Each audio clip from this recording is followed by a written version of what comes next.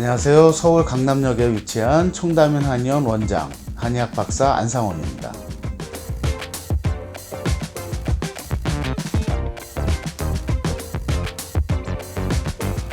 자, 빈뇨라는 증상은 어떤 증상일까요? 너무 잦은 소변을 보는 현상을 우리는 빈뇨라고 합니다. 하루에 10번 이상 또는 20번 이상 소변이 자주 마려워서 화장실을 가는 증상이 빈뇨입니다. 두 번째는요, 잔뇨감입니다. 소변을 보았지만 마치 소변이 남아있는 느낌이 계속 지속되는 그러한 현상들을 잔뇨감이라고 하는데요. 하루 종일 소변이 마렵거나 하루 종일 잔뇨감이 있게 되는 경우에 일반적인 생활에서 상당히 불편감을 느끼게 되어 있습니다. 세 번째는요, 급박뇨입니다. 급박뇨라는 것은 갑작스럽게 소변이 마렵고 소변을 참지 못하는 현상을 말합니다. 또 네 번째는요, 야간뇨입니다. 야간뇨라는 것은 밤에 잠자리에 들어서 잠을 자다가 소변이 마려워서 화장실을 가기 위해서 깨는 증상이고요. 하룻밤에 2번, 3번, 4번, 5번씩 소변 때문에 잠을 깨는 그런 환자분들도 있고요. 이러한 야간뇨 증상이 계속되면 낮에 상당히 피곤하고 또 일상생활이 굉장히 힘들어집니다. 자, 보통 남자분들은요, 전립선염, 전립선 비대증 문제 때문에 이러한 소변 증상들이 발생합니다. 자, 전립선과 관련된 질환으로 고생하시는 분들이요, 성인 남자들 5명 중 1명 정도로 상당히 많습니다.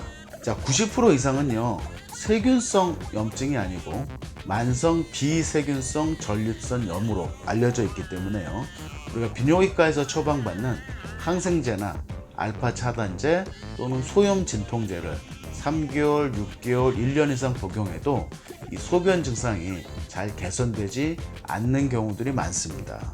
자, 염증이 발생하지만 세균성에 의한 염증이 아니고요, 만성 피로나 또는 면역력 저하, 또 긴장, 스트레스, 오래 앉아있는 자세, 또 자전과 같이 이 전립선 부위를 압박하는 이런 자세들에 의해서 발생하는 것으로 알려져 있는데요, 전립선 가운데는요, 방광에서 내려오는 요관이 관통합니다. 우리가 소변을 볼 때 그 요관이요, 1cm 이상 확장이 돼서 소변이 내려오는 것입니다.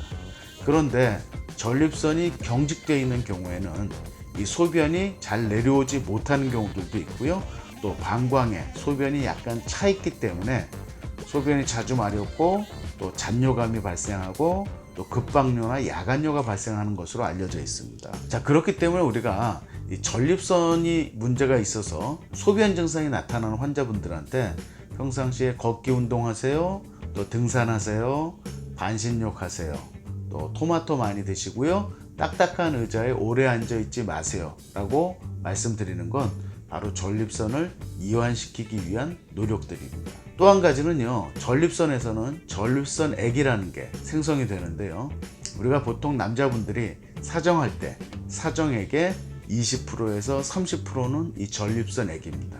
평상시에 정기적인 성생활을 통해서 전립선액을 정액을 통해서 배출시키는 것도 전립선 건강에 상당히 중요합니다. 이 전립선에 문제가 생겼을 때요, 비뇨기과 치료로 잘 호전이 안 되는 경우, 또 자가 노력으로 호전이 잘 안 되는 경우에는 한의원에서 전립선 봉침 치료 한약, 또 캡슐형 한약, 또 특허받은 위노크림, 또 약침 치료, 다양한 한의학적인 치료를 통해서 증상이 좋아지실 수가 있습니다. 자, 소변 문제를 일으키는 이 여성분들한테 가장 문제가 되는 것은 바로 방광염입니다. 세균에 의해서 발생하는 방광염은요, 항생제 복용을 통해서 보통 2주에서 3주 사이에 증상이 좋아지실 수 있습니다. 자, 문제는요, 세균의 문제가 아닌 비세균성 방광염인데요, 또 과민성 방광염이라는 증상도 있습니다. 이런 경우도 대부분 긴장이나 스트레스, 피로, 또 면역력 저하가 원인이 되는 경우들이 많고요, 산부인과 치료나 또는 내과에서 약물 치료로 잘 호전되지 않는 경우에 여성분들의 아랫배 쪽 방광이 위치한 부위에 봉침 치료와 또 다양한 약침 치료들이 효과적일 수가 있습니다. 물론 방광의 기능을 회복시켜 주기 위한 본인의 자가 노력들도 상당히 중요하고요. 또 잦은 소변을 유발시키는 카페인이 들어있는 음료나 커피 등을 좀 피하시면서 아랫배를 따뜻하게 해주기 위한 음식이나 운동, 찜질 등도 이 여성 방광염 증상 치료에 상당히 중요한 포인트입니다.